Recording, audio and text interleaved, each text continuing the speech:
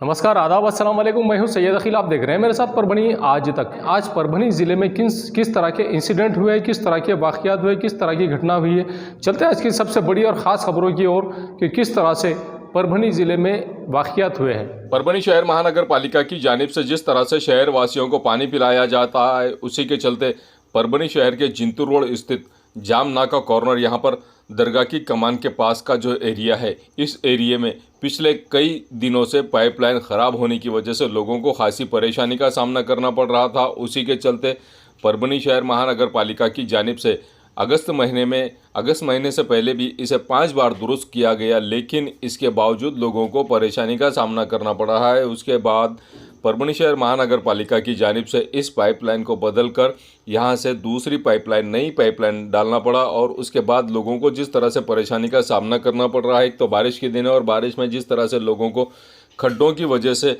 परेशानी का सामना करना पड़ रहा है, उसी के चलते परभनी शहर महानगर पालिका की जानिब से जहां पर खड्डे किए गए हैं, उस जगह पर आप ये नज़ारा देख सकते हैं कि किस तरह से यहाँ पर मलबा लाकर डाला जा रहा है, गिट्टी लाकर डाली जा रही है और लोगों को जो परेशानी का सामना करना पड़ रहा है। रोशन होटल के पास में आप ये नज़ारा देख सकते हैं कि किस तरह से महानगर पालिका की जानिब से इन खड्डों को बुझाया जा रहा है।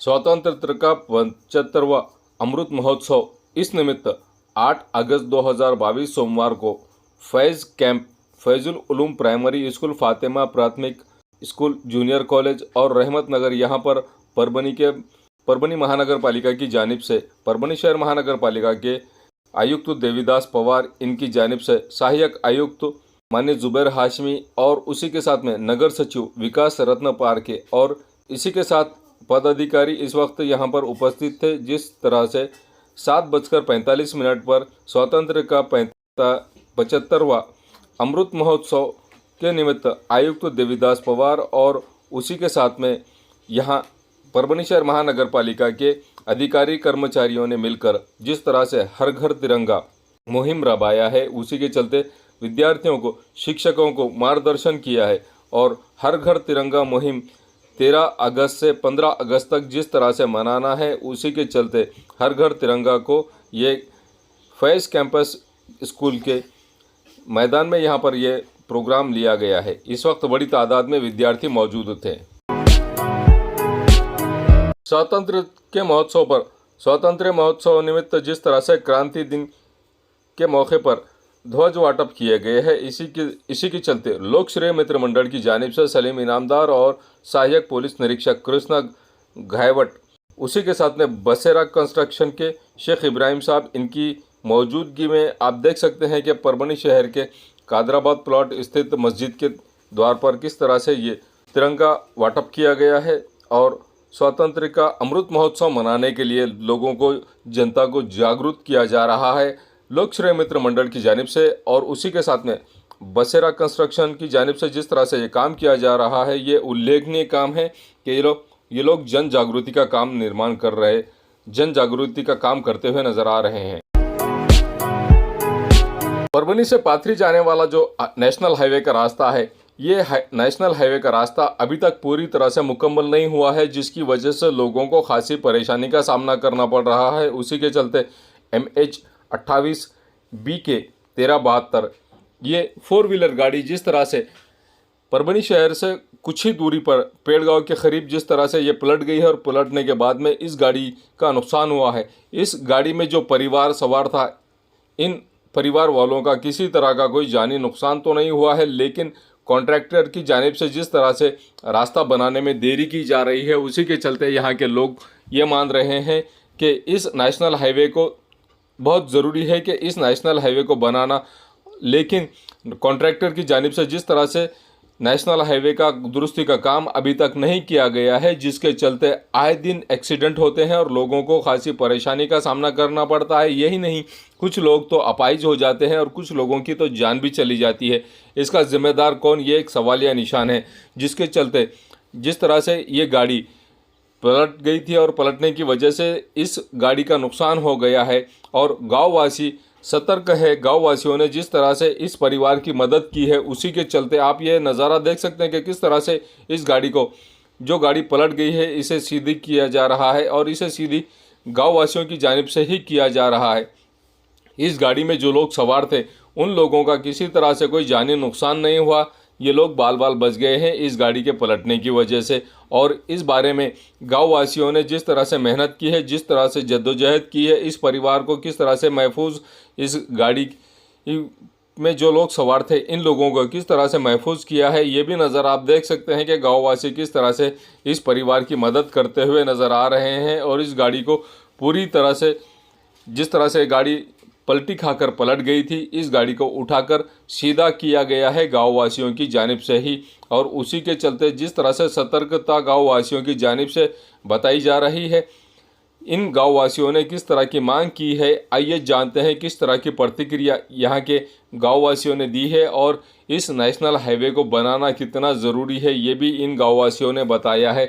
जबकि इन नेशनल हाईवे को बनाने के लिए बहुत ज़रूरी है कि इस नेशनल हाईवे का काम पूरी तरह से प्रगति पथ पर चलना चाहिए और लोगों को जो परेशानी का सामना करना पड़ रहा है वो परेशानी लोगों को ना हो, इस बात का भी कॉन्ट्रैक्टर की जानिब से ख्याल रखना चाहिए। आइए जानते हैं किस तरह की प्रतिक्रिया यहाँ के गाँव वासियों ने और जिन लोगों ने इस गाड़ी धारक को बचाया है, इस गाड़ी धारक के परिवार को बचाया है, आइए जानते हैं किस तरह की प्रतिक्रिया गाँव वासियों ने दी है और क्या आह्वान इन लोगों ने किया है, खुद इन्हीं की ज़बानी। 222 यानी कि नेशनल एनएच एक्सेस का काम चल रहा है। वो जुडिशियल को तकरीबन 4 साल से देने वाला काम है और वो 4 साल में कुछ प्रोग्रेस हुआ नहीं आ रहा। यहाँ पे 100-200 लोगों की, मैं कंटिन्यू रोड पे चलता इसलिए मेरे को मालूम है 100-200 लोग अब तक जाने गई। कुछ गाड़ियाँ पलटी हो गए, कुछ गाड़ी का नुकसान हो गया, मोटरसाइकिल पे जो लोग हैं उनका भी बहुत सारा नुकसान हो गया। बोलने का मतलब जुडिशियल का जो काम है बहुत बुरगत का काम करने वाला उन्होंने यहाँ खोद के वहाँ खोद के रखे वाला है। और अभी जो यहाँ पे 2-4 महीने करने में जो काम हो गया थोड़ा सा हो गया, लेकिन अभी बरसात में पूरे गड्ढे हो गए और गड्ढे होने की वजह से क्या हो रहा है, गड्ढा चुकाने के वास्ते लोग इधर उधर जा रहे हैं और आमना सामना हो जा रहा है, टक्कर हो जा रही। जैसे कि अभी जो हादसा हुआ यहाँ के तकरीबन 2-3 महीने का बच्चा था, अंदर पूरी फैमिली थी और गाड़ी पूरी 2-3 पलटे खा गई। अल्लाह ताला की वजह से वो बच गए, वो किस्मत उनकी अच्छी। बोलने का मतलब कि वो जुडिशियल ने और गवर्नमेंट ने उसके ऊपर थोड़ा ध्यान देना चाहिए। तकरीबन 4 साल से लोग आए, इसको तकलीफ उठा रहे लोग आए। कांग्रेस की जानिब से आज़ादी का गौरव पद यात्रा की शुरुआत 9 अगस्त 2022 को परभनी ज़िले के गंगाखेड़ शहर से की गई है। और जिस तरह से ज़िला कांग्रेस कमेटी की जानिब से आज़ादी का गौरव पद यात्रा, ये आज़ादी के महोत्सव के समय जिस तरह से पद यात्रा की शुरुआत जनाई मंदिर से की गई है। और इस वक्त परभनी ज़िला कांग्रेस कमेटी के अध्यक्ष आमदार सुरेश राव जी वरपुड़कर, उसी के साथ में परभनी शहर महानगर पालिका के महापौर रवि सोनकांबड़े, परभनी शहर महानगर पालिका के उप महापौर भगवान राव जी वाघमारे, परभनी शहर महानगर पालिका के स्टैंडिंग कमेटी के सभापति गुलमीर खान, इन्हीं के साथ में जिस तरह से आप देख सकते हैं कि परभनी शहर के जिंतूर विधानसभा मतदार संघ के नेता सुरेश राव जी नागरे, शहर जिला अध्यक्ष नदीम इनामदार, बाला साहब देशमुख, महिला जिला अध्यक्ष जयश्री ताई खोबे, रामभाऊ घाड़गे, प्राध्यापक शुभांगी सिसोदिया, भगवान राव जी वाघमारे, रवि सोनकांबड़े, बाला साहब देशमुख, बाड़ काका चौधरी, हरिभाऊ शेड़के, गंगा प्रसाद फाड़े, गंगा प्रसाद फाफड़े, गंगाखेड़ तालुका अध्यक्ष गोविंद यादव, सेलू तालुका अध्यक्ष हेमंतराव आडड़कड़, सोनपेट तालुका अध्यक्ष प्राध्यापक मुंजाभाऊ धोंडके, पूर्णा तालुका अध्यक्ष डॉक्टर संजय लोलगे, पालम तालुका अध्यक्ष कृष्णा भोसले, गंगाखेड़ शहर अध्यक्ष शेख यूनुस, युवक जिला अध्यक्ष अमय कुंडगिर, अल्पसंख्यक जिला अध्यक्ष मिनाश कादरी, सुहास पंडित जिला अध्यक्ष, अनुसूचित जाति जमाती के विभाग जिला अध्यक्ष चंद्रशेखर साड़वे।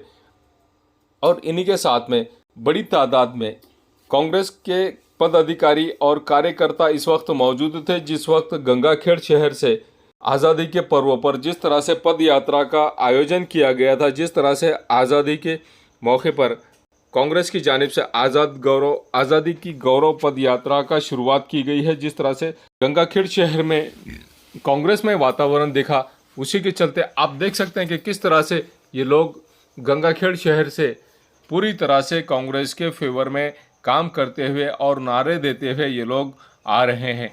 आज़ादी को 75 साल पूरे होते हुए आने वाले 15 अगस्त 2022 को देश को आज़ाद होकर 75 साल पूरे हो जाएंगे। उसी के चलते कांग्रेस की जानिब से जिस तरह से ये रैली निकाली गई है और रैली निकालने के बाद में केंद्र सरकार में बीजेपी की सत्ता है और बीजेपी की सत्ता ने जिस तरह से केंद्र सरकार में हर चीज़ के दाम डबल कर दिए हैं, उसी के चलते ये पद यात्रा निकाली गई है। इनकी मांग जिस तरह से कांग्रेस ने स्वतंत्र में जिस तरह से हिस्सा लिया था, उसी के चलते महंगाई अग्निपथ योजना को लेकर जिस तरह से केंद्र सरकार ने आवाज़ उठाई, उसी के चलते जो योजना केंद्र सरकार की जानिब से अमल में लाई गई है, अन्न धान्य के लिए जीएसटी लगाने की बात भी केंद्र सरकार की जानिब से जिस तरह से की गई है, उसी के खिलाफ ये पद यात्रा निकाली गई है। इसमें दुष्काल जाहिर करना, किसानों को 75,000 हेक्टेयर आर्थिक मदद करना और अग्निपथ योजना जिस तरह से केंद्र शासन की जानिब से लगाई गई है, उसी के चलते ये पद यात्रा निकाली गई है। आइए जानते हैं किस तरह की प्रतिक्रिया गंगाखेड़ तालुका अध्यक्ष इन्होंने दी है और क्या आह्वान इन्होंने किया है। आज आज़ादी का अमृत महोत्सव पदयात्रा की शुरुआत गंगाखेड़ से की गई। परभणी जिले के तमाम नेतागण और कांग्रेस के पदाधिकारी कार्यकर्ता गंगाखेड़ में मौजूद थे। उन सब की उपस्थिति में आज बड़े ही जोश के साथ आज़ादी का स्वर्ण महोत्सव जो है उसकी पदयात्रा गंगाखेड़ के जनाबाई मंदिर से निकाली गई। और आज़ादी में कांग्रेस का क्या योगदान था, ये संदेश जनता को देते हुए ये मोदी सरकार के पिछले 8 साल का जो अपयश है, जिसमें से अग्निपथ योजना है, जीएसटी का लगाव है, हर चीज़ पे लगाया गया जीएसटी है, इस सब के बारे में जनता में जागरूकता लाना ये इस पदयात्रा का उद्देश्य था।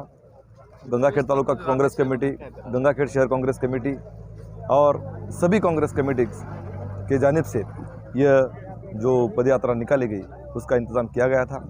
अब ये पदयात्रा गंगाखेड़ से होते हुए हम अभी महातपुरी फाटे पर है, यहाँ से होते हुए खली पाटी और उसके बाद दैटना में मुकाम होगा और उसके बाद आखिरी मुकाम जिंतूर में 14 अगस्त को हो रहा है। 8 अगस्त 2022 को आमदार वजाहत मिर्ज़ा ये परभणी शहर में आया और परभणी शहर में आने के बाद में यहाँ पर परभणी के कांग्रेस के नेता और पदाधिकारियों ने जिस तरह से आमदार वजाहत मिर्ज़ा इनका स्वागत किया है, सत्कार किया है, उसी के चलते आरआर टावर स्थित अतीकुर रहमान साहब, कांग्रेस के वरिष्ठ नेता अतीकुर रहमान साहब, इनकी जानिब से जिस तरह से आमदार वजाहत मिर्ज़ा इनका सत्कार किया गया है। अतीकुर रहमान साहब इनके निवास स्थान पर आमदार वजाहत मिर्ज़ा साहब इनका सत्कार किया गया है और इस वक्त जिस तरह से आप देख सकते हैं कि किस तरह से आमदार वजाहत मिर्ज़ा इनका सत्कार किया गया है और आरआर टावर के सामने वजाहत मिर्ज़ा साहब इनके साथ में फ़ोटो सेशन कराया है और उसी के साथ अतीकुर रहमान साहब इनके निवास स्थान पर आमदार वजाहत मिर्ज़ा इनका स्वागत और सत्कार किया गया। इस वक्त नदीम इनामदार, बाड़ा साहब देशमुख, मिनाज कादरी, अतीकुर रहमान साहब और युवा नेता इस वक्त बड़ी तादाद में इस वक्त मौजूद थे। सरकारी कामगार अधिकारी कार्यालय की जानिब से जिस तरह से मजदूरों को खाना पहुंचाया जा रहा है, पिछले 1 महीने से ये स्कीम शुरू की गई है और हर दिन मजदूरों को खाना पहुंचाना है, लेकिन किसी वजह से ये लोग 8 दिन में एक बार ही खाना पहुंचा रहे, ऐसी शिकायत मजदूरों की जानिब से की गई है। जो कामगार अधिकारी कार्यालय की जानिब से खाना बांटने का कॉन्ट्रैक्ट जिस व्यक्ति को दिया गया है, सवाल ये पैदा होता है कि परभणी शहर के क्रांति नगर में लोगों ने शिकायत की है।